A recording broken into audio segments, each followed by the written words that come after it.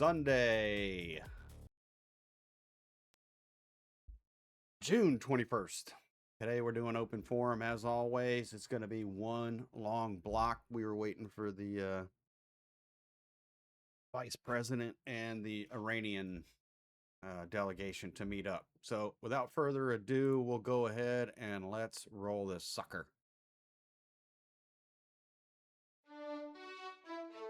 All right. Everybody can hear me, I hope.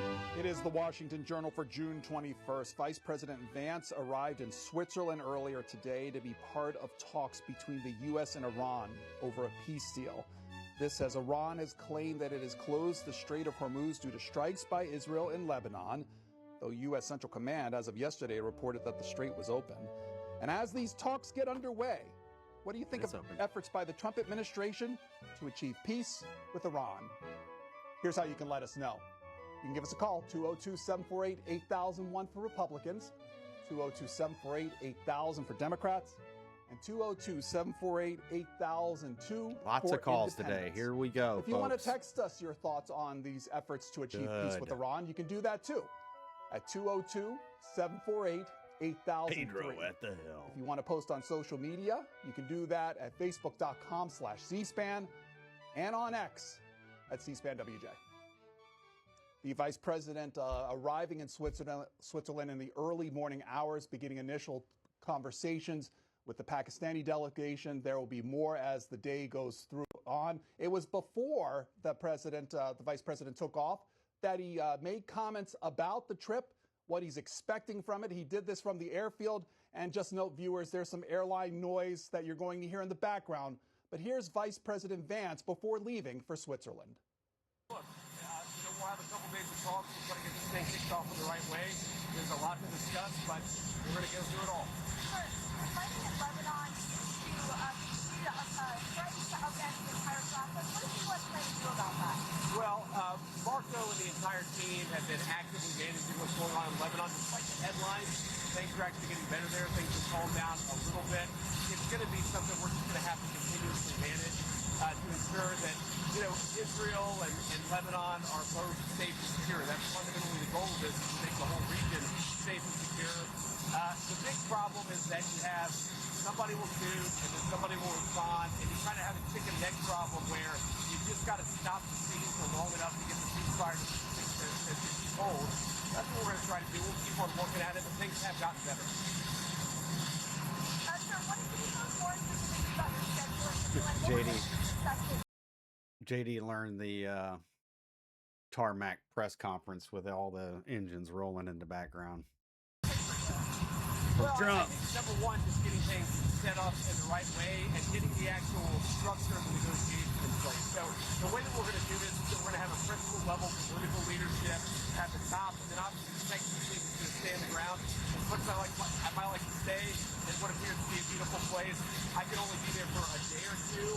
I think we're going to hopefully make progress on the nuclear issue, make progress on the Lebanon ceasefire issue. Those are the two big things that I think we're going to be focused on. I'm sure the Iranians are going to have issues they'd like to discuss as well. Again, that's the vice president before leaving for Switzerland. He in Switzerland now with other members of the delegations team and other delegations to start on these talks. We want to get your thoughts on these efforts with peace in Iran. Again, 202-748-8001 for Republicans, 202-748-8000 for Democrats, 202-748-8002 for independents.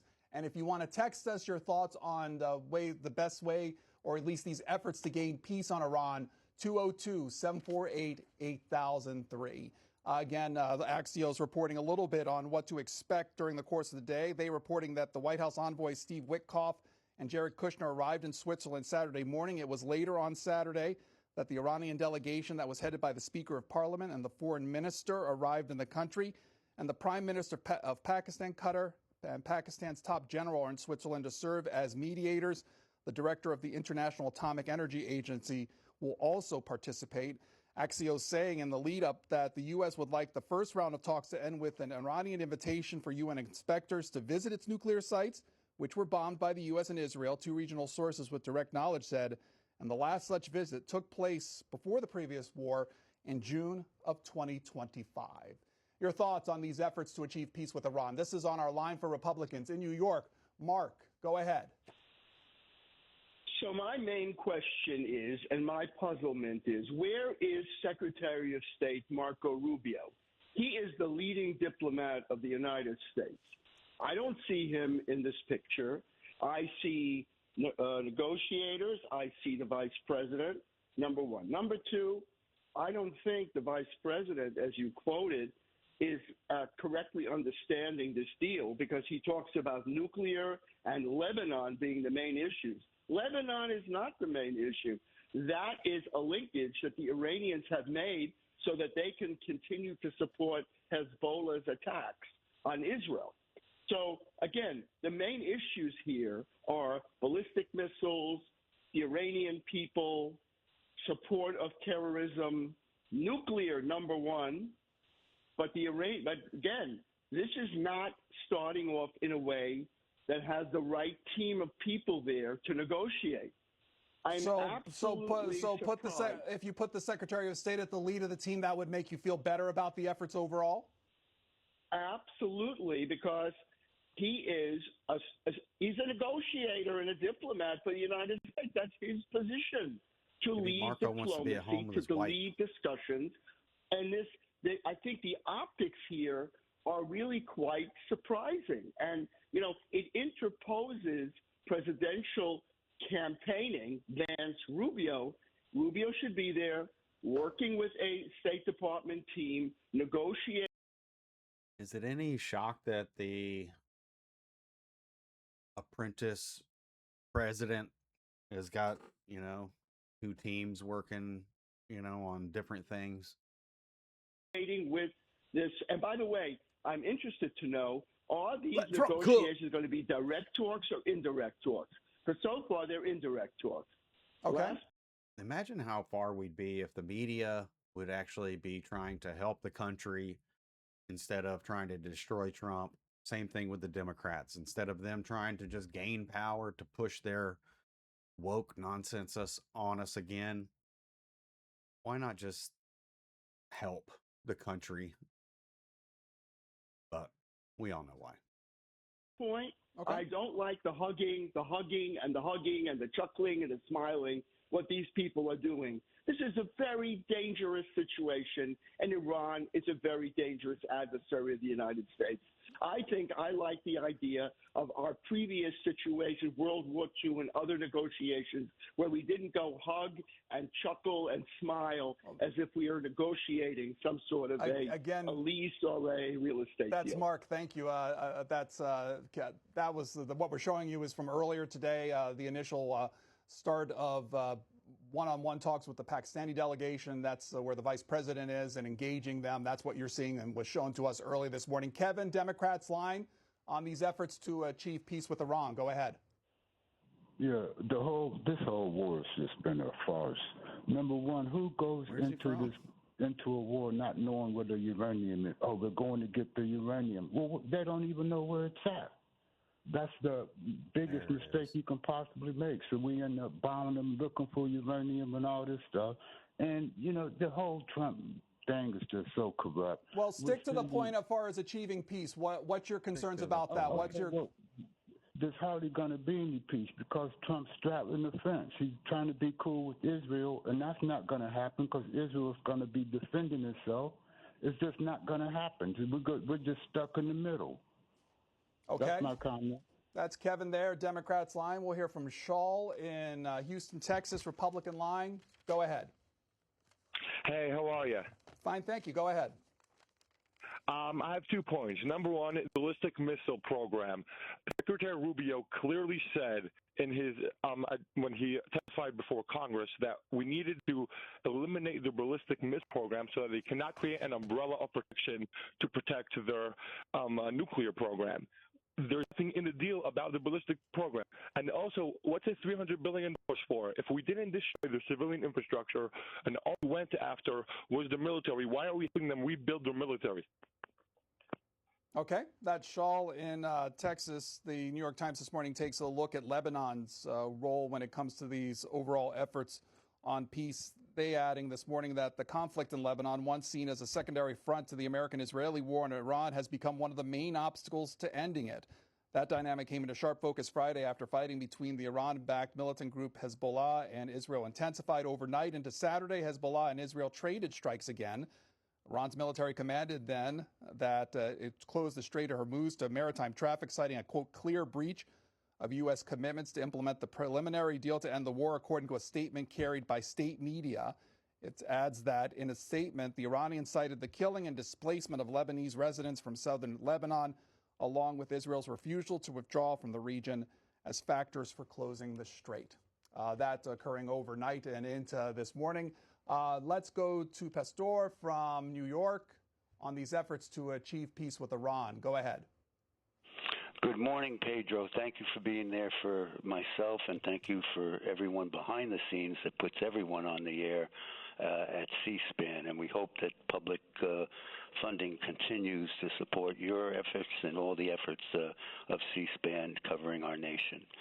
That said, this is Pastor Michael Vincent Crea, C-R-E-A.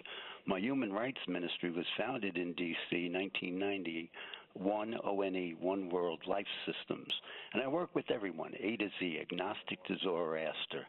And that's the kind of concept that we really need to look at when we're talking about the situation in the Strait of Hormuz, in the Middle East. In fact, it's Iran who is a member and has been a member of the Non-Proliferation Group, where Israel, who's the only nation with a nuclear weapon, doesn't belong. So there's a lot of contradictions that we have to first confront. But in care fronting, we equally care and we equally confront, where there's an atmosphere right now, and I lived in D.C. for a good 15 years, before and getting my Master of Divinity at Catholic U. So I'm going to interrupt. What do you think about the peace effort overall? Direct your thoughts directly to that. I think Barack Obama had done the work and built on the legacy of Jimmy Carter. We had 40 years of peon Reaganomics where everyone was eating up everyone, and that's where we are today. So we have to start working together to get there. Government by goals, not government by a gangster 34 times convicted, surrounded by. But what does that? Why does that? What does that do directly with these efforts on Iran? Well, let me put it this way. My grandfather died when my father was 15, and my dad became head of logistics in London. So it's not how much schooling you've got.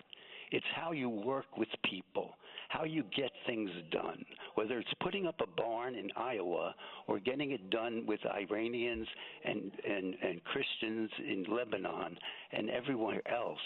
One has to be able to work with people and not just gossip and gotcha games that we're having out of the White House. Okay, that's a viewer from New York. God, you can add your thoughts to the mix as well this morning when it comes to these efforts to achieve peace with Iran. These Democrats and people think that year zero began with Trump. These people have been playing these games for years. It is only Trump that has decided that, fine, we'll play by your rules. And now they don't like it. Exactly like he's going after the people that went after him using the federal government, but they call it weaponization.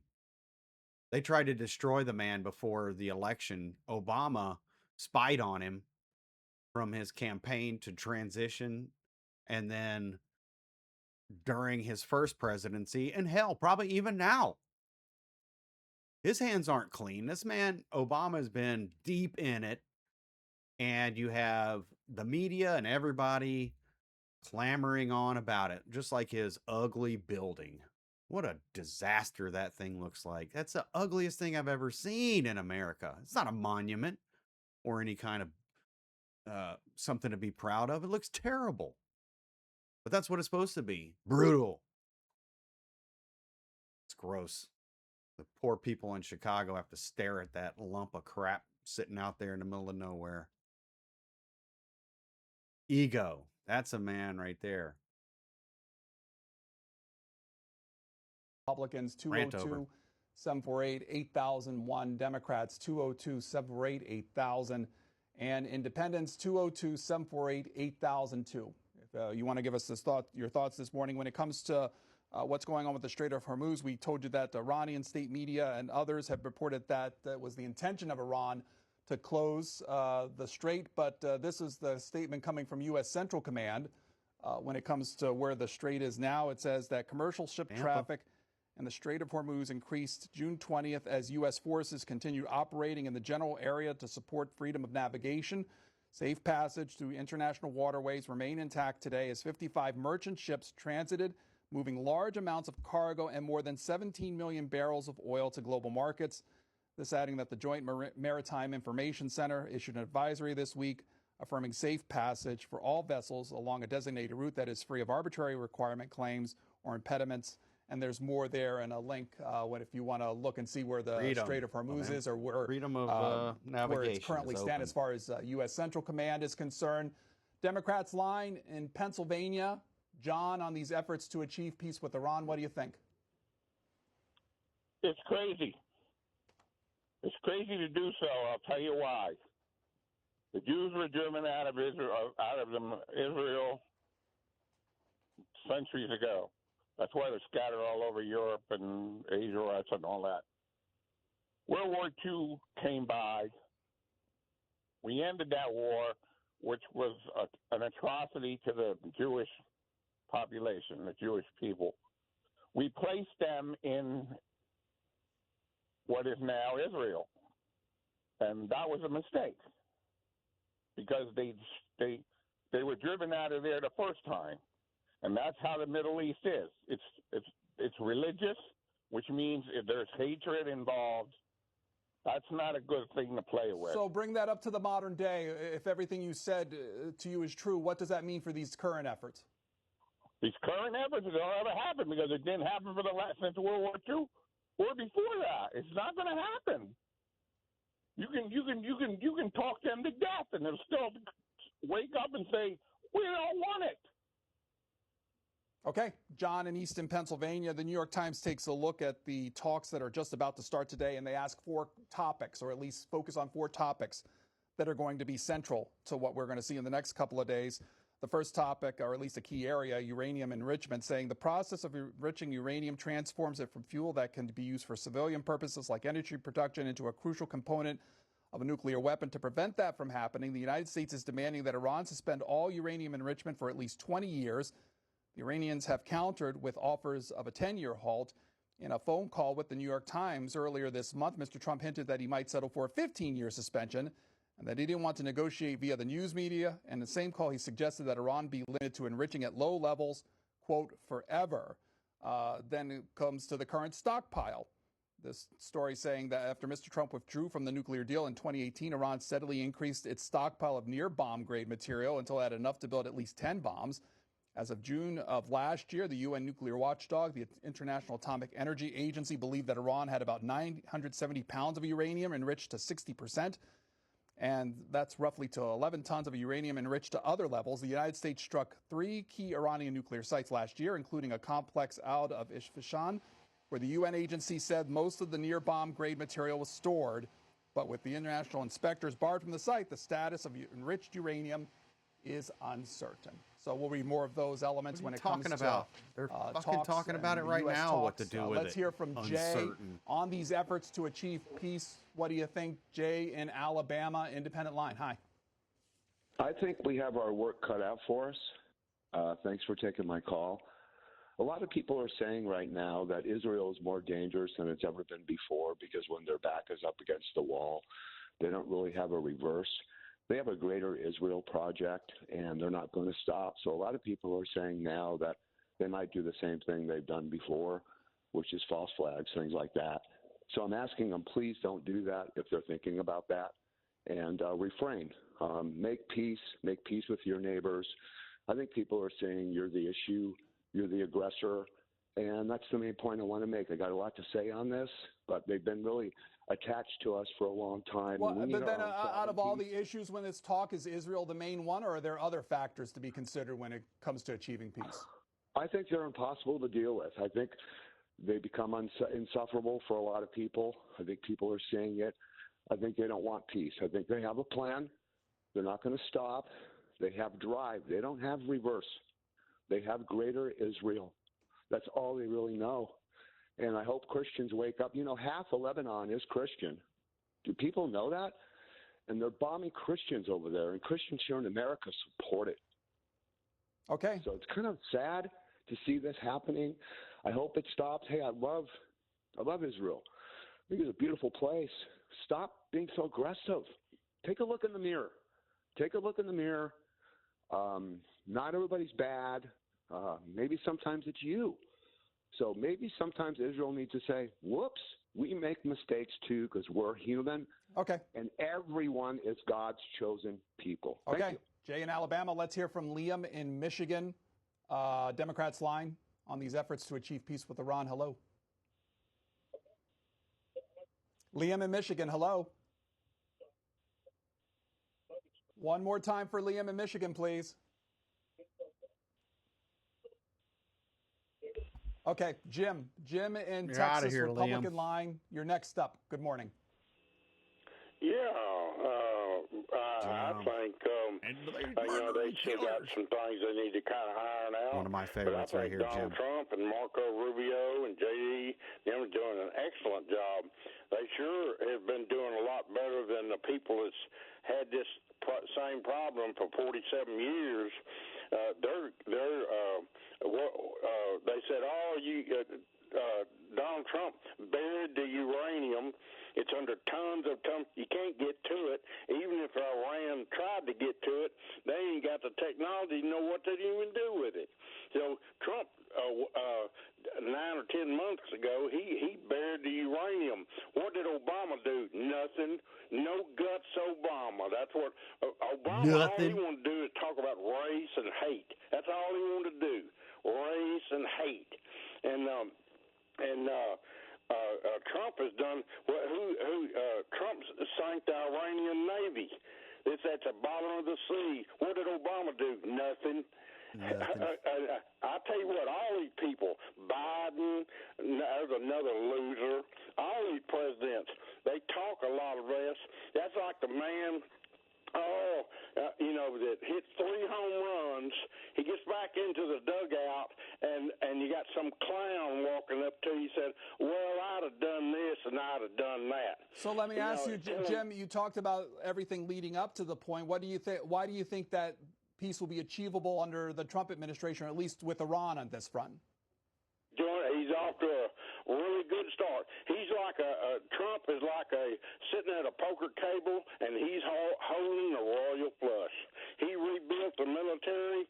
He is the Iranian Navy. It's at the bottom of the sea, and who put it there? Trump. Okay. Okay, that's Jim there in Texas. Here's Gary Roberts off Facebook this morning on these efforts on peace. He says this, I definitely agree with President Trump on one thing. Iran should not be allowed to develop or buy nuclear weapons. If the Islamic regime gets a hold of even one nuke, they will use it. But trying to achieve that with this peace deal is like trying to make a house pet out of a rattlesnake. Posting that on Facebook. Barb in Illinois saying this, the efforts to achieve peace with Iran have not been successful due to continued strikes in Lebanon by Israel, which we had showed you via stories before. Factor that into the conversation as you wish when it comes to these efforts on achieving peace. What do you think overall of these efforts? Social media there if you want. Facebook.com/CSpan. X is at CSpanWJ. And if you want to text us, that's 202-748-8003. You can always give us a call on the lines. Republicans 202-748-8001. Democrats 748-8000. Independents 748-8002.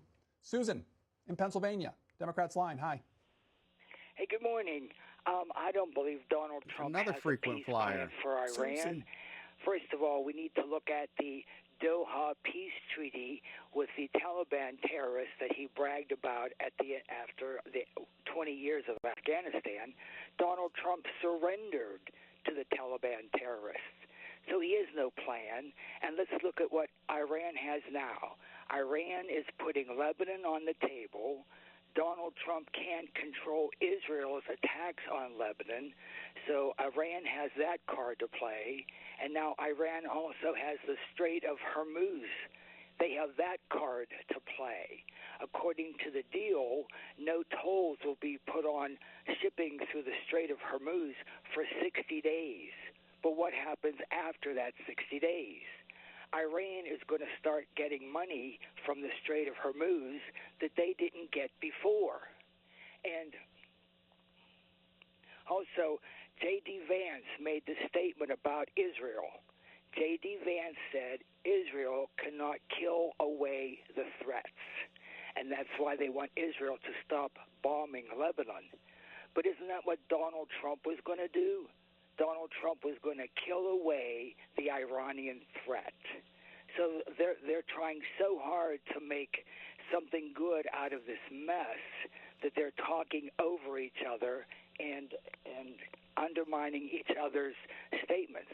And if you look at that picture of Trump at the G7, pay close attention to Marco Rubio. His body language says it all. Okay, that's Susan there in Pennsylvania. Thanks, it was at Susan. a press conference last week. Susan's a frequent flyer. Today is 6:21. We're gonna put. I have a calendar I'm making that will be part of the daily breakdown, and it'll start showing these things. Just like and we call balls and strikes here because Jim is also, even though he's one of my favorites, Jim is also a serial call 30-day rule breaker. Got to call every 30 days. I don't know if it's every month or how much they stick to it but that's what we're here for. That's what we're going to do. We're going to document it and then be able to see this pattern lay out. Thanks for watching. And if you made it this far, like and subscribe. Comment down below. Where the vice president spoke about the status of peace with Iran. He responded to the Israeli Prime Minister, Benjamin Netanyahu, apparently fuming over the Iran deal, and had these words about the U.S.-Israel relationship moving forward. Here's him from last week. I don't want to get into hypotheticals that could torpedo the deal because I think the president's expectation is that all of our friends, the Israelis, the Arabs in the region, we're going to work together and actually see this deal to completion. Now, I saw the Axios report, that Netanyahu is fuming. That's not reflective of the conversations that I've had with him, but maybe he's saying something to somebody else that he's not saying to me. What I will say, and this does bother me, is that you've seen people within Bibi's cabinet who have come out and attacked the deal and in some ways very personally attacked the President of the United States. And I guess my message to them would be twofold. Number one, Donald J. Trump is the only head of state in the entire world who is sympathetic to the nation of Israel at this moment in time. And he happens to be the head of state of the world's superpower. If I was in the cabinet of the Israeli government, I might not be attacking the only powerful ally that I have anywhere left in the entire world. And the second message I would give to some of those cabinet members, Bibi, to his credit, has not gone down this path, but to some of these cabinet members in Israel who are attacking the President of the United States, the other thing that I would say is that over the last 3 months, 2/3 of the defensive weapons that have protected your homeland have been built by American hands and paid for by American tax dollars. The problem for Israel is not Donald J. Trump.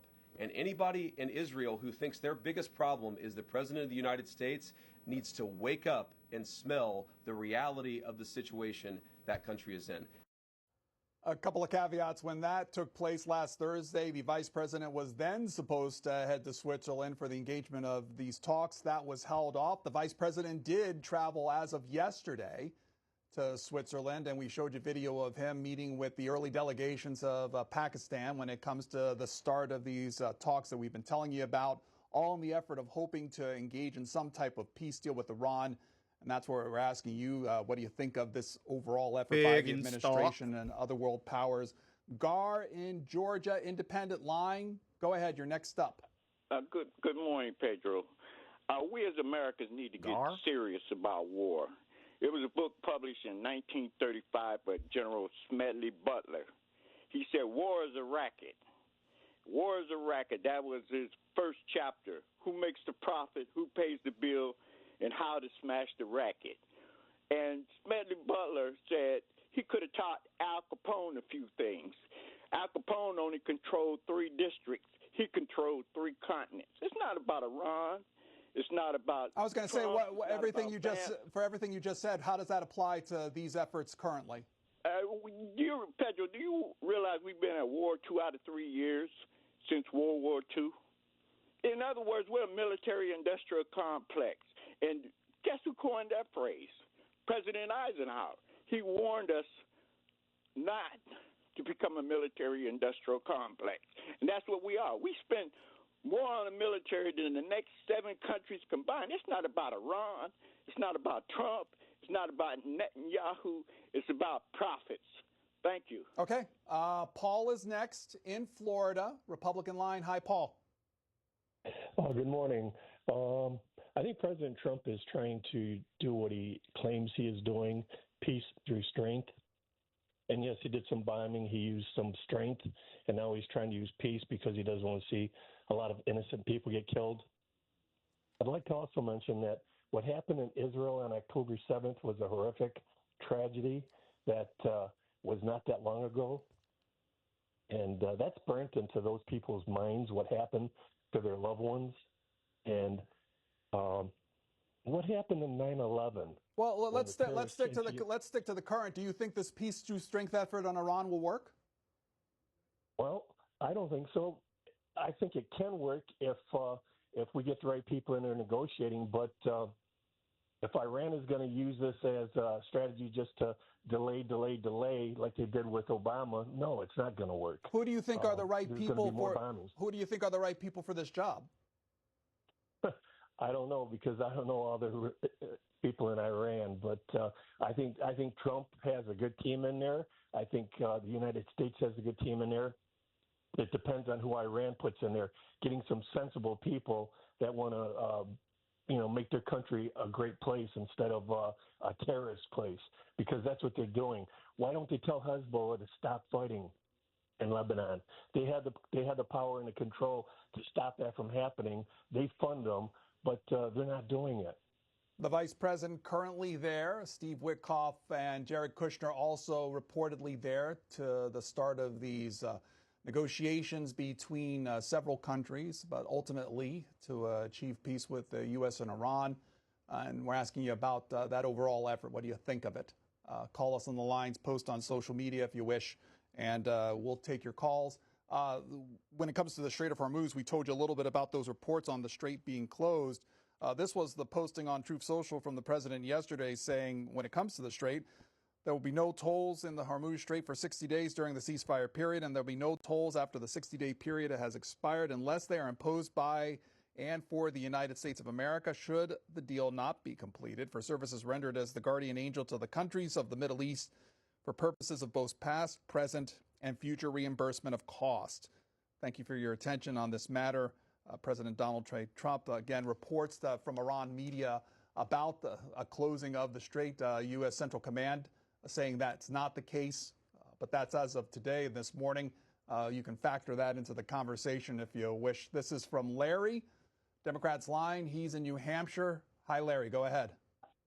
Larry. Hi, how you doing? I guess I don't have too much faith in any of the negotiations. Like many people said, we've been trying this for so many years. I mean, they're not going to want to give up what Donald Trump is saying that they must give up, and I don't see, like, I think they caught his bluff, or however you say it, and they're like, oh, we got the strait, we could just close that up again. Like they found they have leverage, and I don't know what the solution is, but even though he just read an official statement from Central Command that ships are flowing through there with no problem. I mean, have any of these people like thought about that? Like that this was discussed. I mean, and I guess I don't really know, but over the years they say, oh, no one's done anything for 47 years or whatever number of years. But the fact is that maybe they tried, they thought about it, and they said, we don't want to get into a never-ending war. We can't win here. So, you know, do I think that they should be around? No. But how do you get rid of the leaders there? It's not the people. We want to help the people, but they don't have any means to fight. You know, and then again, someone mentioned about Israel and Hezbollah. I mean, if Hezbollah is going to attack Israel, then why shouldn't Israel attack Hezbollah, which happens to be in Lebanon?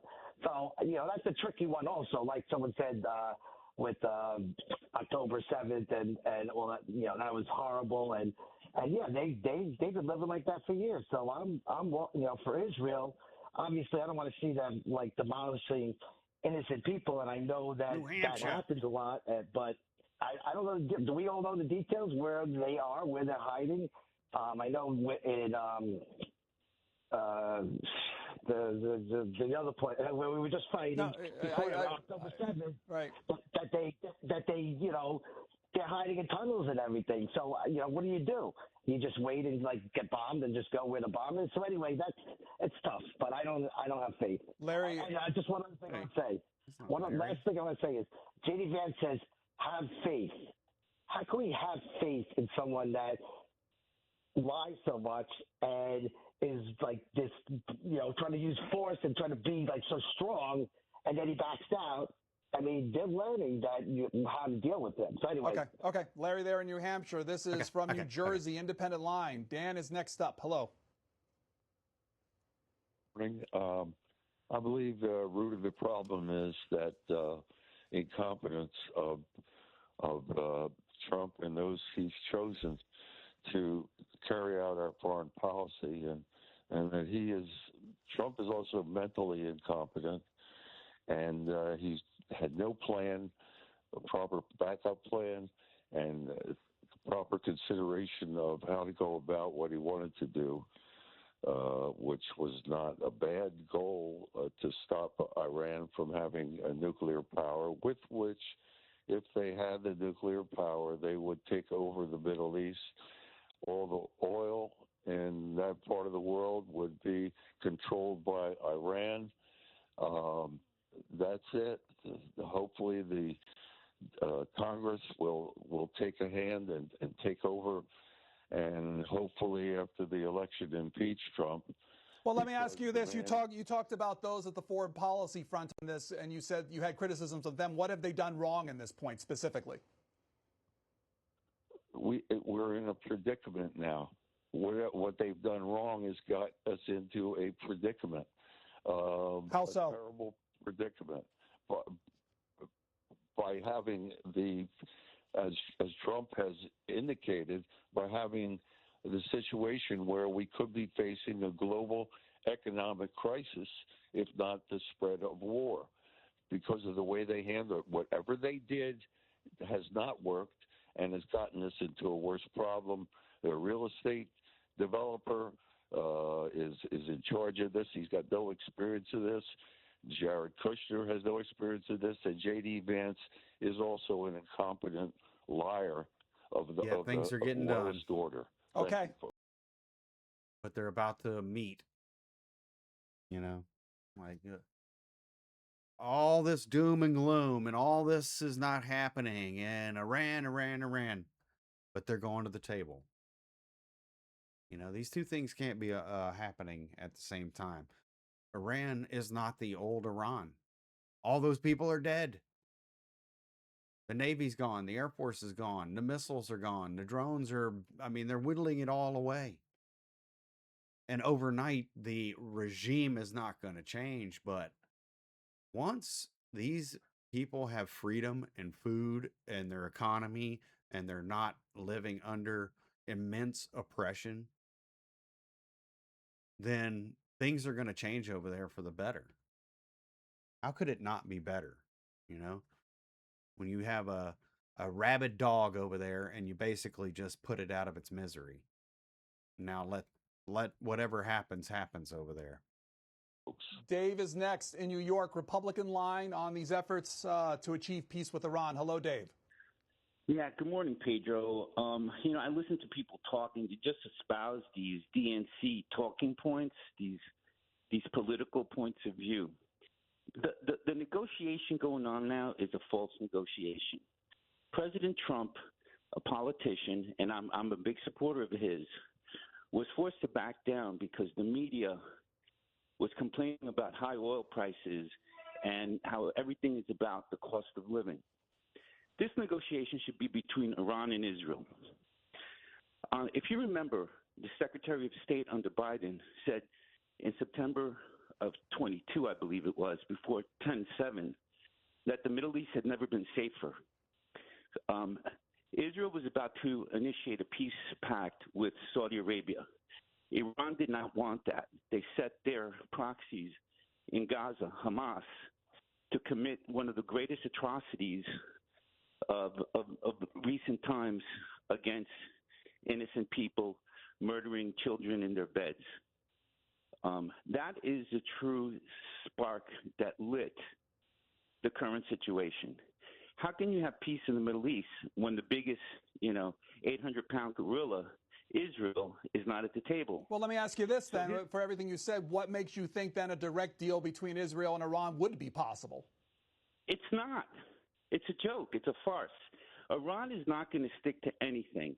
As long as they have their proxies and it's able to poke Israel in the eye, and that's why they want Hezbollah to stay strong, because that's their little tool to go after Israel.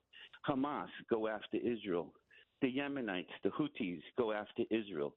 Until that prodding of Israel stops and acceptance of Israel as a state and peace in the Middle East will never be. Okay, then one more question then. You said that the president backed down on this effort. Give me one example of how so.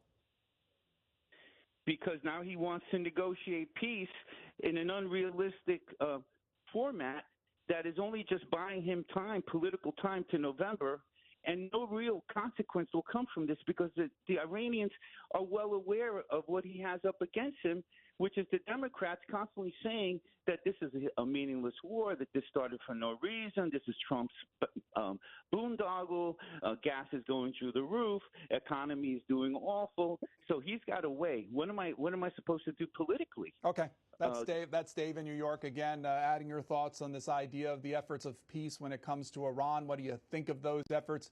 If you want to call us on the lines, it's 202-748-8001. For Republicans, 202-748-8000. For Democrats, independents, 202-748-8002. And if you want to text us, you can do that at 202-748-8003. Social media sites available too at facebook.com/cspan and on X at cspan WJ. Let's hear from Liam. Liam in Michigan, Democrats' line on this effort. What do you think? Well, personally, I feel that, number one, I do not like Trump at all. But Iran could never be allowed nuclear weapons. Point blank and simple. Other people can see that if they develop them in any conflict, they will use them. They are not at the same level as China, Russia, and the United States, where we know these weapons are too deadly to be used. I feel that Trump has allowed them time to get more defensive and offensive weapons while we're sitting at the table talking about troops. They have no desire for that. In the Strait of Hamas, we should bomb everything 200 miles of that coast.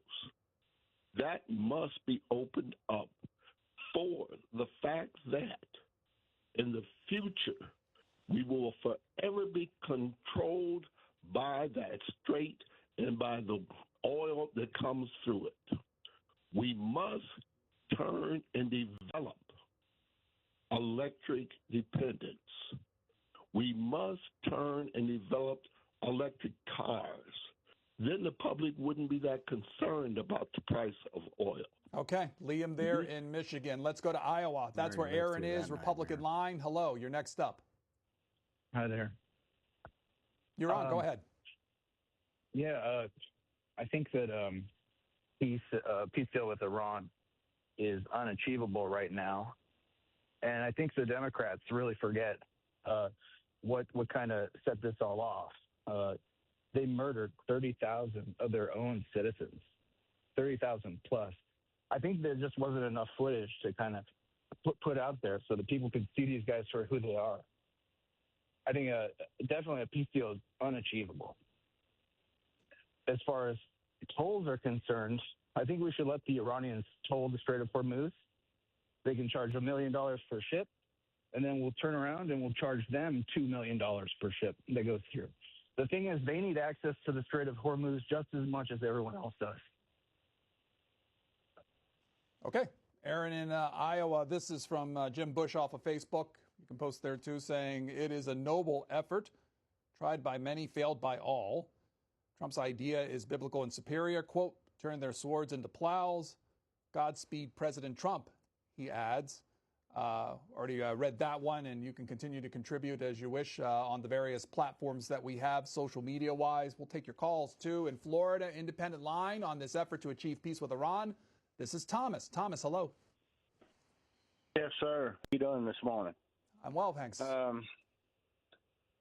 My first comment is a guy called in from Texas had nothing good to say about Obama. You know what Obama did, though? After 7 years of George Bush running around everywhere, 7 years now, Republican president swore he was going to get bin Laden. He didn't do that. You know who got him? Obama got him. As far as Trump, one point I want to make that's different from other people, you know, you got North Korea over there that's got nuclear. Well, you know, have you noticed that these countries that get nuclear, people don't mess with them? You know, other countries don't mess with them. Iran over there, they'd be straight up fools if they did get a nuclear weapon to use it. I mean, it's a deterrent. It's the same deterrent that we have. Do I like the way things go over there? No, I don't. But you know, sometimes you got to look at history, and history is that North Korea has stayed up pretty much out of trouble since they got their nukes. Okay. Same with Pakistan. Okay. Samuel is next in California, Republican line. Good morning. Samuel in California. Hi. Yes, good morning. Yeah, I think that Trump's winning, and we're going to make a settlement here, and the war will be over. We have our ships out there. We have our battleships. We have all our military there. We're not leaving until all this is straightened out, and we don't have to attack them because they're already hurt already, so they're damaged, Iran. So the deal's going to be made, and everybody's so worried about it. The Democrats are so worried. They're saying, no, Trump is the greatest president we've ever had, and there'll never, ever be a president like him ever again, because after 47 years, we've finally done something about it. Well, let me ask you this. You talked about military might. Is that the only reason you think a deal will be achieved, or are there other reasons why you think the president will be successful in this? Because, like I said, we have our military out there, and if they start up again, they know we have all the power out there. They're not going to be – they don't want to be hitting them. They've been damaged so much already that they can't even start up again until they agree to all these agreements and everything. And we're still going to be in that we're still going to be off the coast there, keeping an eye on them. And we also have that eye in the sky up in space looking at their nuclear program and everything. Anybody goes near that, that's it. Look, we have them in check right now. We don't have to prove anything to the Democrats because the Democrats are always against him. But Trump is a great, great president. Even you, Pedro. It's an academic question from me to you, Pedro. Something you couldn't quite understand, Pedro, because you're a Democrat yourself. Thank you. Okay, that's Samuel there in California. Amanda Jane Milburn from Facebook says this when it comes to these efforts. She says, what efforts? Every other day he says we've reached a deal, but Iran doesn't stick to it. We'll bomb them to smithereens. This man is delusional. I like Pedro, though. Started this, and I pray history does him justice for the destruction he's done to our country and now the world. Let's go to Kevin. Kevin in Alabama, Democrats line. Hi there. Hey, thanks for taking my call. The Florida guy you had on a minute ago was about right. And I kind of wanted to make a suggestion. If I've missed this on C-SPAN, I apologize. But I think your audience could benefit from maybe a segment on the history of American relations with Israel and Iran. This goes back a long way, so the 1940s. And, you know, the American relationship with Iran hasn't been very good, okay, like with installing the Shah, Reza Pahlavi. through a CIA coup in the 1950s. I mean, this is why this problem is recurring today, is because of American foreign policy in the past. And I have absolutely zero confidence in the American regime that's in power today to fix this war that they started. And that's my comment. I appreciate you taking Well, I invite you, Kevin, to check out our what we call the video library on our website at cspan.org. If you type in foreign policy, you'll get everything we've done on our various networks. But if you're specific and you want to take a look at history when it comes to specific countries, go to that site too.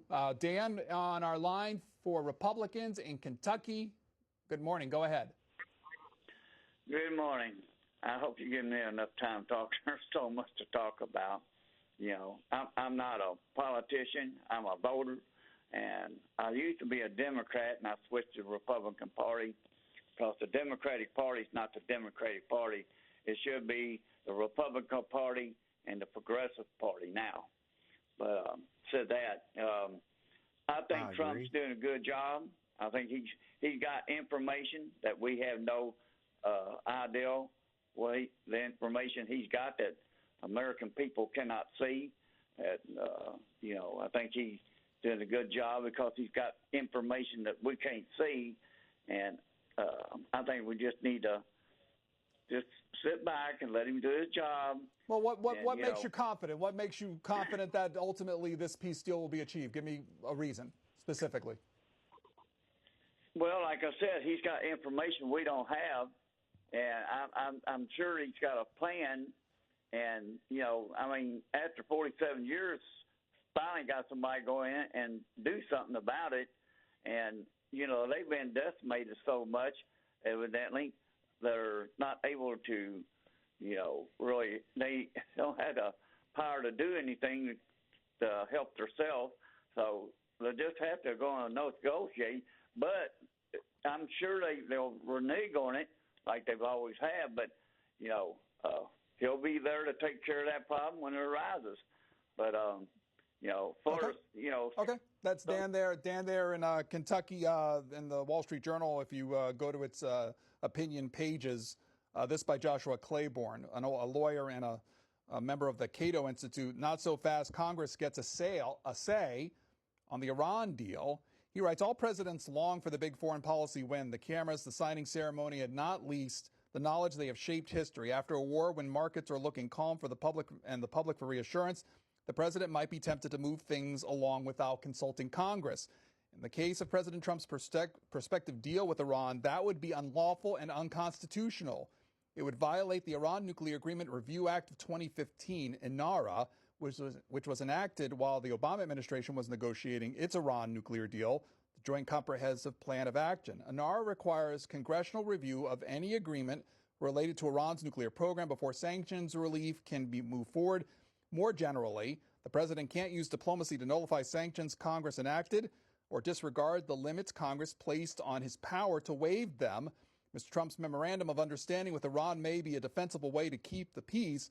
If it halts the fighting, opens the Strait of Hormuz, and paves the way for a serious nuclear discussion, then Americans should be pleased. It goes on from there, but if you're interested in learning more about the congressional role of any deal that is achieved, if you go to the Wall Street Journal's website, Joshua Claiborne authored this. Not so fast.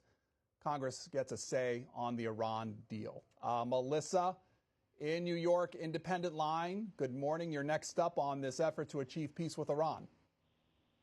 Yes, good morning. Thank you for taking my call.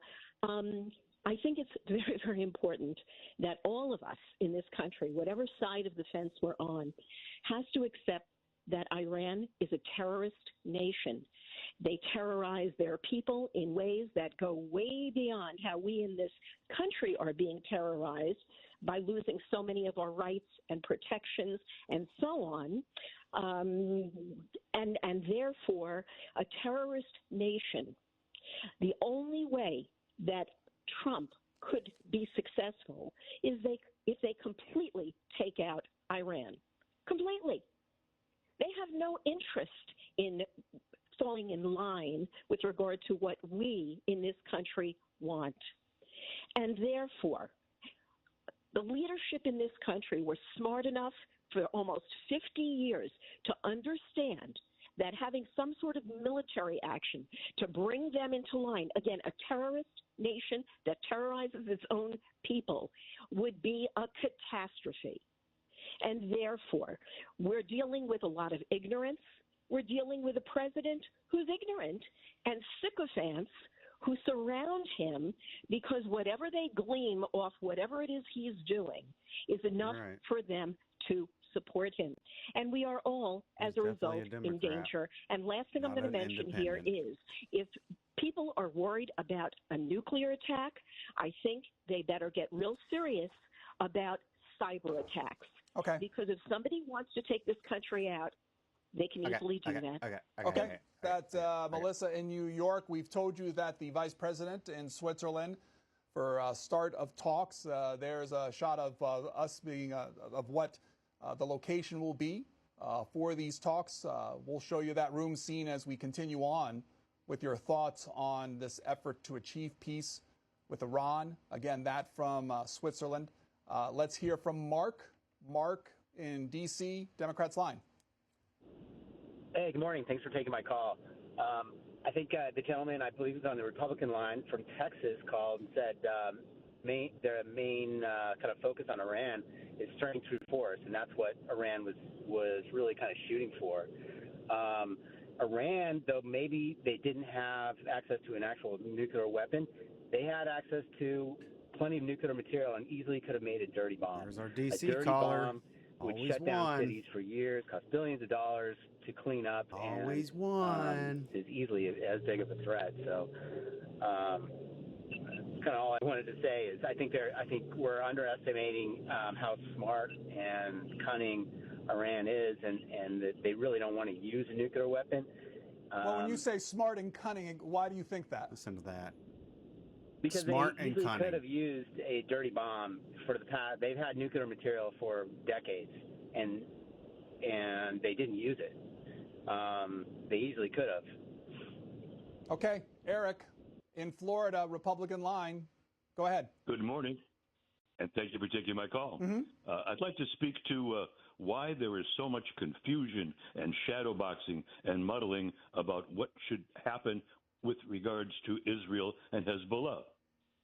There is a 20-year-old UN resolution, 1701, wherein it required Hezbollah to disarm and move north of the Litani River. That is what concluded that particular episode of Hezbollah-Israeli conflict. Why is it that cannot be addressed right now? Why is it being spoken to so obliquely as if, oh, what do we do? What do we do? It's on the books. Why Well, not? what are the main elements of that deal or that portion that are prevalent in this discussion?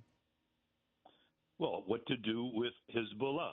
Hezbollah, keep in mind, on March the 2nd of this year, launched the attack on Israel.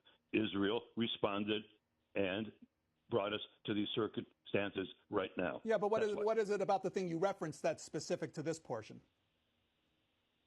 Peace. Okay, let's go to Gregory. Gregory in Pennsylvania, independent line. Hi there. Hi, good morning. I would like to talk about, people were talking about how things started and why things started, but we want to deal with what's going on right now. And what's going on is we need out of there. Now, the mullahs in Iran still have some power, and we need to talk to the mullahs and try to get back with them, because the mullah we took out, their leader, he had a fatwa against Iranian, nuclear arsenals. He had a fatwa against it where he religiously was against it. And Iran is a theocracy. It's a religious-led government. So, Gregory, how does that apply to this current peace effort?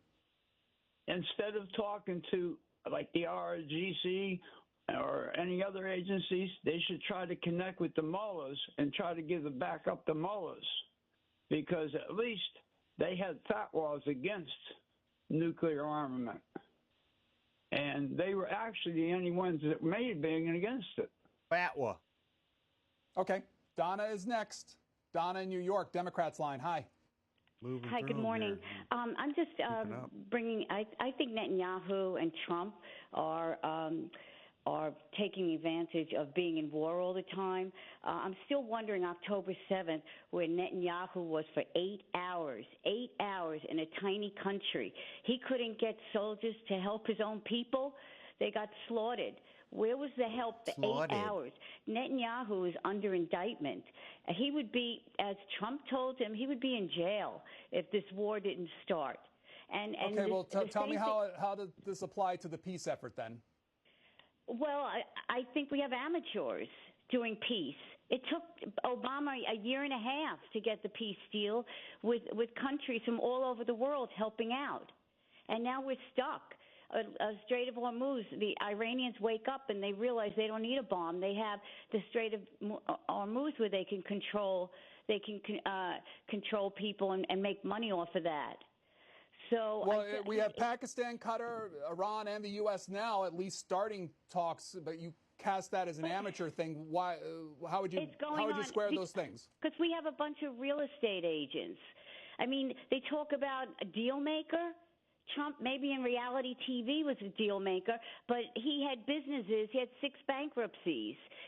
We need professionals in there. There are people in the United States government that have dealt with Iran for years. Get them in there. They have the background knowledge. Okay. Those people, and maybe a few more countries. Maybe Trump could get on the phone and convince a few more countries, okay, this is getting messy. Also, so many Israeli soldiers have been dying fighting it. I looked it up. I saw 36 on one count. I don't know how many more. These poor people are at war, and Netanyahu wants it to continue because he doesn't want to face justice. Okay. Okay. Let's Gary in Texas, Republican line. Good morning. I just can't help but feel that this deal is selling America out. I mean, it seems to be so naive to believe that Iran would do anything the way they want peace. They just don't want peace with anybody. You know, I don't know what else to say. Somebody's got to stop this crazy deal. If you think they, let me ask you this then: if you think they don't want peace, why do you think they're present today? Why do you think who's present? Well, Iran's present at hold on. Iran's present at these talks. So if they don't want peace, why do you think they're coming to these talks? It's just a smoke screen. Any kind of incident at all, they'll just say, nope, deal's off. The deal's off. That's all they want. They don't want any peace. I don't know why anybody thinks that they want peace. They just don't. And nobody can. I can't believe that they only have one nuclear site trying to make a bomb. You know, they may have bombed up one. Where's the other one or two that they have that nobody knows about? Again, several countries. These Iranians. Okay, that's Gary in Texas. Several countries in Switzerland, including the vice president, who arrived yesterday for these talks. We've shown you the room of where at least those talks will take place. We'll show you a portion once they gather. But we'll take your calls on this idea of peace with Iran. What do you think of this effort? 202-748-8001 for Republicans. Democrats, 202-748-8000. Independents, 202-748-8002. Alabama is next. Democrats line. This is Jeremiah. Hi. Yes, good morning. Let me say this whole war with Iran was based on impulse, and it was ill-conceived. And the outcome of this will be in the Iranians' favor. That you can be sure of. As one lady put it, you got a bunch of real estate agents over there trying to negotiate with hardliners and professional negotiators that Iran had. And it's not going to go anywhere, and it's not going well. And the reason we're in that war is that Trump did not go to Congress to get approval for that war. And it's ill-conceived, not going anywhere. Thank you very much. Have a great day. New Mexico is next. Independent line. Don, hello. From New Mexico, is that correct? Yep, you're on. Okay. We have to come, in order to resolve this war, we have to come to terms with 3 things. The first is that we have a demented mob boss for President of the United States. He is a strong man. He does not believe in democracy. He does not believe in the Constitution. He does not believe in the rule of law. Strong men are not be a good highlight. negotiators. The second point, we have to come to terms the way in which Ukraine has revolutionized warfare. Their use of drones is cheap, it's deadly, and it's highly mobile. And for people in this country who think we can just bomb our way out of this situation, we have to understand that as long as there are drones, they can attack the Strait of Hormuz. The third thing we have to come to terms with is Benjamin Netanyahu. He is a war criminal. He has committed genocide and ethnic cleansing in Gaza and the West Bank. He has bombed Syria and taken their land. He has bombed Yemen. He has bombed Iran. And in Iran, have killed, along with us, multiple people. And now he's in the process of bombing Lebanon. He has dislocated 1 million people. And in order to come to terms with this war, we're going to have to put Benjamin Netanyahu on a choke chain. He is a war criminal, and we should not be supporting war criminals. When we come to terms with those three issues, we can get some peace. And until we do it, we're lost. Okay. Don there in New Mexico, we are continue your calls on this topic of achieving peace with Iran. We'll do that up until the point when maybe some statements are made from Switzerland at the start of the talks that we were telling you about all morning. Guests joining us throughout the course of the program today to engage in those conversations as well. You're welcome to put your part into the conversation. 202-748-8001 for Republicans, Democrats 202-748-8000, and Independents 202-748-8002. Let's hear from Charles in Arkansas, Republican line. Good morning, Pedro. I think the Trump administration is doing a great job with this. I wish they were a little bit quicker to use military force earlier on, and I wouldn't have started the ceasefire so soon. I hate to hear Netanyahu accused of being a war criminal and committing genocide. If you look at the Syrian civil war, 500,000 people died. If you look at the war in Sudan, another 500,000 people died. What Israel has done has been in self-defense. I fully support them taking on Iran because Iran is a genocidal country. The proof is they killed 30 to 40,000 people, of 30 to 40,000 of their own people just for protesting. So I wish Vice President Vance and negotiators well in Switzerland. Thank you. Okay, that's Charles in Arkansas giving us his thoughts. This from the opinion section of the Washington Post today. Mark Thiessen under the headline, "The Iran deal risks squandering a historic military victory." He adds this, saying, "This MOU not only allows the regime to survive, it gives the means to recover and rebuild without having to do virtually anything in return." In paragraph 4, the U.S. agrees to, quote, fully end the naval blockade within 30 days.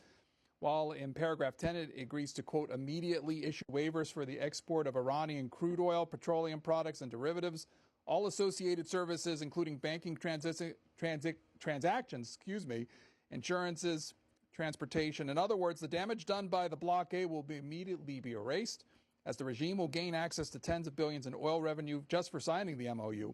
Moreover, in paragraph 11, the U.S. promises to immediately, quote, make fully available for use of frozen restricted funds and assets of the Islamic Republic of Iran among the implementation of the MOU. Full implementation isn't defined, but count on the Iranians to interpret it to mean they're entitled to immediate access to all frozen assets, a $24 billion windfall, and all justified in closing the Strait of Hormuz again if they don't receive it. Again, that's as of this morning in the Washington Post. If you want to read those comments there. Alma in Ohio. Hello there. You're on. Me? Yep, you're on. Go ahead. Okay. I'm Alma from Ohio. All I want to say is this: you will never outdo the Iranians. They are smarter, more cunning, and more vicious than anybody in the world. The people backing them, Russia and China, will back them to the end because they fight and get killed instead of Russia and China. The president is totally over his head. He is not capable mentally of doing anything, and the people he sends is less capable than him. That's all I got to say. When you say they're less capable, why do you think that specifically? Because they're not smart enough. There isn't anybody smart enough to outdo the Iranians. Do you realize they will get us from the inside? They're not going to bother to bomb our country from the outside and take a chance of losing anything coming over here. They're going to get the United States from the inside. If I can ask why need to worry about. Caller, why do you think the Iranians are smarter? Because they have showed they have. How many years have they outdone everybody? What do you mean by that? Just what I said. They have outdone everyone that has gone against them, and they will, because they are a country that don't care. Okay, let's go to Frank. Frank, Independent Line in New York. Hello. Hello, I have 4 things to say. Okay, Vietnam, you tried to bomb them out. It didn't work. North Korea, aren't we still at war with them? Why aren't we attacking them? Oh, I forgot, they got nukes. That's why you ain't jumping on them. 3, Obama's plan was a lot better than this idiot. Y'all, everybody keep talking about he's the greatest president ever. Obama didn't bomb no children. No one got killed when he signed that. He bombed You see the weddings. difference? And how do, well, let me ask you this. Boil those down, and how does that specifically? Obama droned all kinds of people. He killed so many people. He killed American citizens without any due process. Granted, the guy was a terrorist, but he ain't as driven. He's not as lawful as everyone thinks he is. He's just got the entire media apparatus and everybody that goes along with him. Apply to what we're talking about today? History repeats itself. Iran been around since the Persian Empire. What do you think, you're going to bomb them out or something? They're going to destroy? Iran still is the Persian, not empire, but they are still Persian people. Them, you crazy? This country only been here, what, like you said, 250 years? Come on. Okay. And these people who backing this guy Trump sounds and like an everything, and all these other people, there's only one person y'all better be, only one thing y'all better be worried about is the father coming back. Okay, that's Frank there in New York. Speaking of former President Obama, in the lead up to his opening of his presidential center in Illinois. From what I understand, it was $30 to get in, and you needed an ID. Yeah, it's not open for everybody. It's not free to everybody. It's a racket. It's a business. Yeah, you got to show your ID. He did an interview with ABC News. One of those discussion points about the deal that was negotiated under his presidency when it comes to Iran, what he thinks about current day events. Here's President Obama from that interview. It is doubtful that any agreement that arises is going to be significantly different or a significant improvement from the deal that we had. Yeah, except for everybody you made deals with is all dead and gone. All the missiles, all the Navy, all that stuff, it's all gone too. In the first place, this guy's an and asshole. had worked for. It's the same guy that launched a coup against Trump's campaign, his transition and his presidency, and has been behind a lot of this crap behind the scenes. For a long stretch of time before Let me use my vocal fry. Oh, yeah. the United States pulled out of it. So I'm hopeful Real that hard-hitting interview, I'm sure. bombing stops and ordinary people are no longer suffering as a consequence of the war. Biggest fraud in this country. And then in retrospect, it's a reminder that on a lot of difficult foreign policy problems, the notion that we can just bully our way or bomb our way to solutions Just so may you know, it's sometimes muted on my seem end, appealing. so I don't have to listen to this guy. But the fact of the matter is that taking the time to explore diplomacy and exhaust the possibilities of, Does anybody coming up with. Everybody remember his chef ending up dead at his one of his mansions? He's got 4 mansions and hundreds of millions of dollars, but he's just a old, just driving a beater. Give me a break. Fucking liar. Deals that don't solve 100% of the problem, but solve 80, 90% of the problem, while avoiding the necessity of going to war. You'd think we would have learned that lesson by now, but it seems like every so often we have to relearn that lesson again. Former President Obama there. Keisha in Georgia, Republican line. Hi. Morning. How are you? I'm well, thank you. Go ahead. Wonderful. I think that it is wonderful that the Heavenly Father is bringing mankind to the table to bring peace. That's what I think. That's what I feel. It's just an opinion, as we all have. But I believe that my God is in control right now, and He's bringing He's bringing mankind to the table to bring peace. That's what I wanted to say. You all have a great day. Peter in Massachusetts, Democrats line. Hello there. Hello, good morning, Pedro. First time caller. Just a couple quick points. I think everyone should ask themselves, how are we better off today than we were before the conflict flared up again with Iran? Who talked Trump into? He's not a strategic thinker. He's an impulsive guy. You know, I'm 77 years old, and I've had to step back and essentially remember this little bubble, really, what I grew up and lived in. The United States is still involved in a democratic experiment, and I'm afraid the truth is, and it actually helps me in my thinking, that the large number of people, I don't know if it's 50%, but it's something like that, who prefers a strong man, right or wrong. Let's not ask questions. Well, Peter, let me address the question. Peter, let me ask you this. Then you said, how are we better off before the conflict? Let me ask you the same question then. How are we worse off, or at least how would you answer your own question? How are we worse off? Well, you know, there's the economic blowback that we feel to some degree in the country, and some more than others.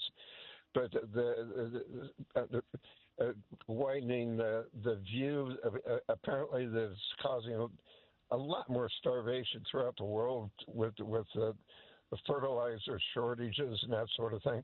It's a little bit outside my lane, but I do believe those things are true. That the poor are going to suffer more than here in America. I have to pay $20 more to fill my tank. I can do that. I know some people can't. I'm just saying that the consequences worldwide, I think, are much more drastic than we normally think that they probably are. And my last point, and this is a petty one, if I hear one more person say that President Trump is playing 3D chess, my head is going to explode. So okay. Have a good day, Pedro. Let's hear from Steve in Louisiana, independent line. Good morning, Steve. Steve in Louisiana, hello. One more time for Steve. Come on, Steve. Let's go to Don. Don in New York, Don. Republican line. Good morning. You're next. Hello? You're on. Okay. What I'm talking about, during World War II, we had the Japanese, when they were digging in tunnels and holes in the grounds, we couldn't get at them. They used to, when we landed on the beaches, a lot of our men got killed. So what did they do? They got air fighters, the planes. They put napalm napalm on these planes.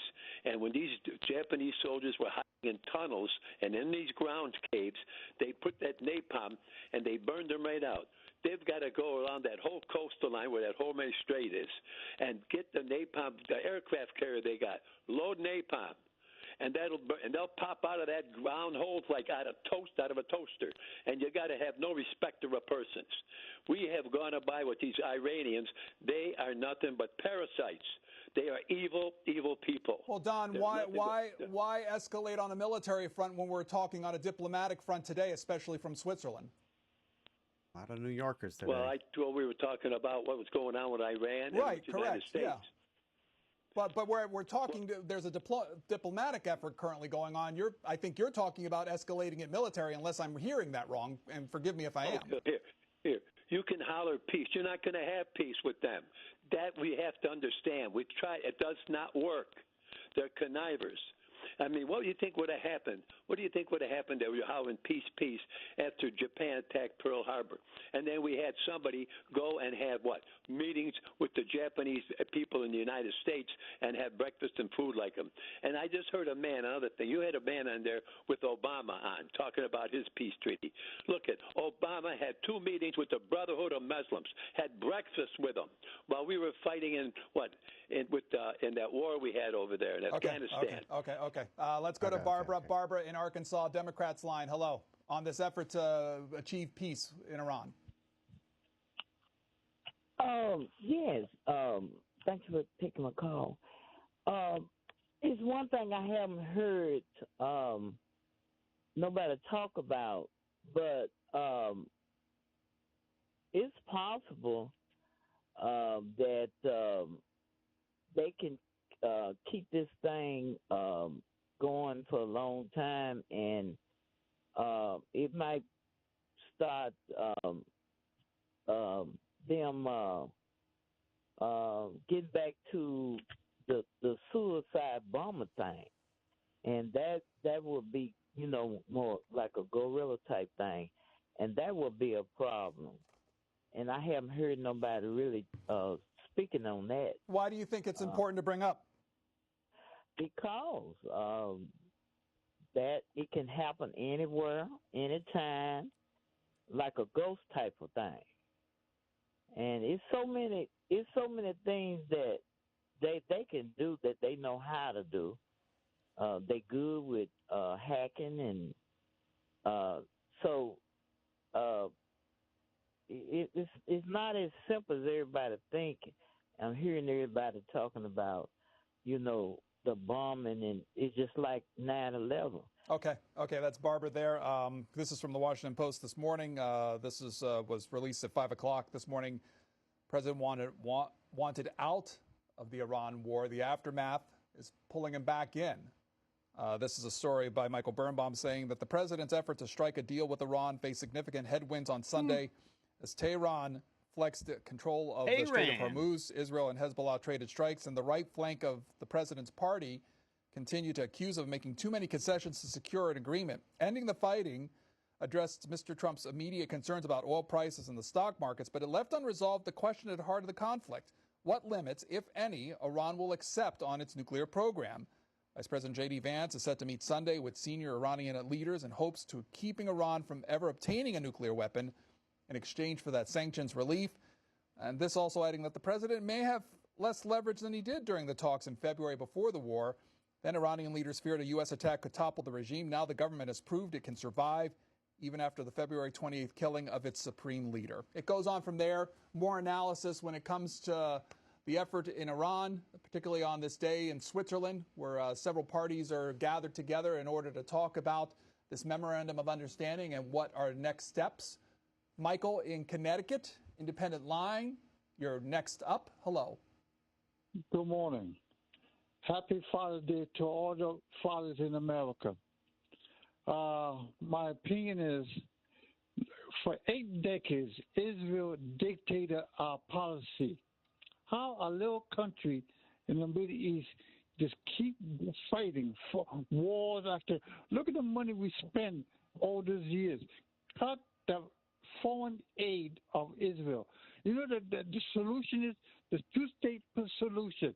the Palestinians and Israel side by side. Look, Israel attacking their neighbors. That little country dictating our policy. That's a shame. We're supposed to be a superpower. And you let Israel start this war with us, with Americans, and then now we can't even get out. Oh, man. When, November, people vote to get the Republicans out of their office. Impeach that convicted felon. That's my opinion. Okay. Harry in Atlanta, Republican line. Good morning. You're next. Not independent. Hello. My name is Harry. And what I'm calling about is the reparations part of this, where Trump's going to be giving them millions of dollars to rebuild. And my feeling is we shouldn't be giving them anything. We should charge Iran for every penny that was spent in getting them not to have a nuclear weapon at all. And then the third point is that I believe that they're going to have a nuclear weapon within the next year or less anyway. They'll just buy it from China or Russia with their oil. And I think they could actually pay back all the money that the United States spent. Victor Davis Hanson estimates that there's $500 billion that they have lost in 50 years of building up. They're not just going to just replace all this, people. On this war, and paying it with oil $500 also. billion of equipment Okay, gone. that's Harry in Atlanta. That's paragraph 6 of the Memorandum of Understanding, which reads, the United States of America undertakes with regional partners to develop a definitive mutually agreed plan with at least $300 billion for the reconstruction and economic development of the Islamic Republic of Iran.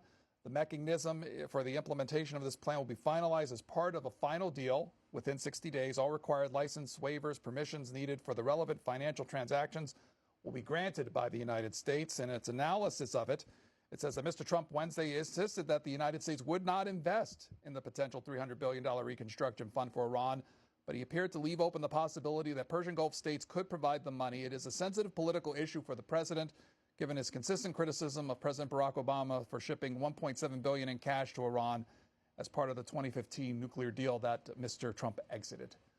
John is next. Democrats line in Washington. Hello. Hey, yeah, this is me. Are you there? You're on. Go ahead, please. Okay. First of all, I lived in Tehran and I've lived in Beirut. I was a student at International College in Beirut, and I lived in Tehran in the Shamshak district for the better part of 6 months. My father was working there. This is in the late days of the Shah. And I lived in Beirut during 1968 and 69. Here's one thing. Netanyahu is a straight expansionist. He doesn't care about the United States. He doesn't care about Trump. The only thing he sees is expanding Israel. He's going to be trouble. Well, let me ask you this. What do you think about this effort that the United States is making on peace with Iran, specifically? I think any effort towards peace is good, but I don't think we've got. I have to agree with one of your previous callers who said that basically we're sending a bunch of real estate agents over there to negotiate for us. And I don't think that's a good idea. Okay. On our independent line in Michigan, this is Michael. Go ahead. Hey, good morning. Happy Father's Day to all the callers. I guess my major concern is we're all ignorant in this situation, and that includes me. All we know is what we're being told. None of us live there. The last caller has some experience in that area, so I would listen to him before I listen to the previous callers. In the long run, this has all been a staged item. It's set up to make money in the short term, and in the long term, Iran will still be Iran. They will get a bomb, and I don't see a problem with them having one because we have them and everyone else does. It's just a deterrent. Listen to these people. So anyway. Well, let me ask you this. For those 2 points you made, what informs those points? Doesn't Why care you if come to those Iran has a bomb. Because what informs those points are there are 7, I think 8 countries who already have them. We're not messing with them. The reason being that is a deterrent. And no one wants to be mutually destroyed, Iran included. We make them look out to be zealots, and they aren't. They're people like us. They don't want to die, and we don't either. Okay. Albert in California, Republican line. Good morning on this effort by the United States on Iran. Jim's already on set. Peace. Look at Albert, that. hello. Good morning, sir. Good morning, Cspan. I just want to give a chronology about Israel. I want to go back to the first battle of Jericho, and that was the Ottoman Empire, and it had been in existence over 9,000 years. And the inhabitants of that were Muslims, Palestinians, which is not defined as part of the house of Abraham, and the merchants. It was the oldest empire of the Ottoman Empire. They built a wall because of Israel was on them because of the Judeo law to conquer the Ottoman Empire. Okay, well, we're running short on time, so can you bring that up to the modern day and how it applies, please? Yeah, and our involvement is the first Prime Minister, Golda Meir. Her family came. She studied in Wisconsin, so we're involved in this. But as you know, I don't question my government, but we're going on 250 years of celebration. Israel tried to conquer the Ottoman Empire, and they had been in existence for 9,000 years. So we're just in a quagmire. So hopefully Yahweh God will take care of it. And absolute pleasure talking to you this morning, sir. Okay, that's the last call on this. Again, we will show you what those events from Switzerland will when they take place. And all right, that's it. We're just going to call that done, and let's go check out our map here. All right. I mean, very rare that we have more than 15 calls, but a lot of the independents you could tell were Democrat leaning when and that's how I grade them. When they say something like 34 convicted felon and use all the Democrat, you're not an independent, you know? So, plus, like I said, if we had 10 independents and I didn't assign any kind of weight to them, left or right, it would make the reviewed episode score kind of boring. And that's the whole point, was to kind of make this fun to watch, because it is boring and dry with these callers. But you can see we had lots of calls today. And a lot of these are doubled up, but we'll go over all this in the daily breakdown later on today. So thanks for watching, and we'll see you tomorrow.